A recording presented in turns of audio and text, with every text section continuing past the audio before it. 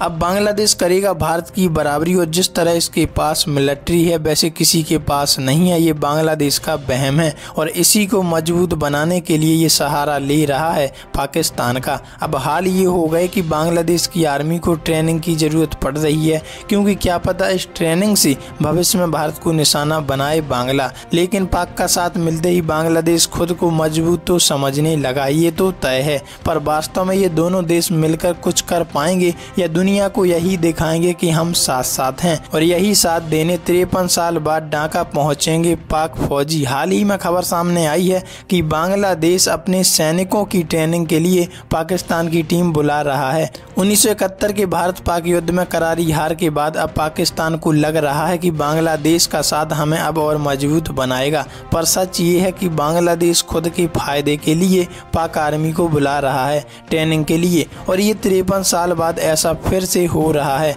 पाक आर्मी के एक मेजर जनरल रैंक के अफसर के नेतृत्व में एक स्पेशल टीम बांग्लादेशी आर्मी को ट्रेनिंग देगी। ये ट्रेनिंग अगले साल फरवरी में होगी और ये ट्रेनिंग पूरे 1 साल चलेगी। और इसके बाद पाक आर्मी बांग्लादेश आर्मी की सभी 10 कमांड में भी ट्रेनिंग देगी।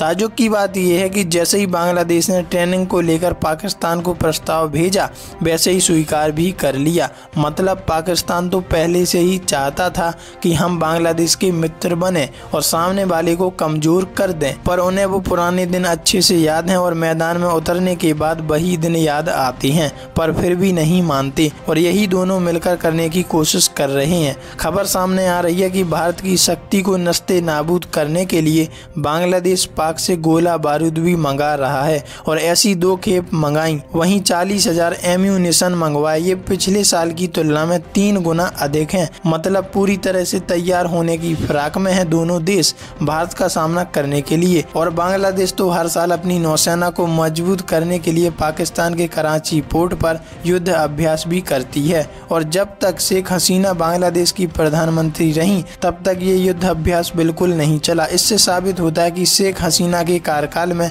भारत बांग्लादेश की अच्छी मित्रता थी, पर अब नहीं, दुश्मन देश ने जो हाथ मिला लिया। पर जो भी हो, भारत की स्थिति तभी सुधरेगी जब भारत सुधरना चाहेगा और भारत इन देशों से काफी आगे है, तो डरने की कोई बात नहीं है।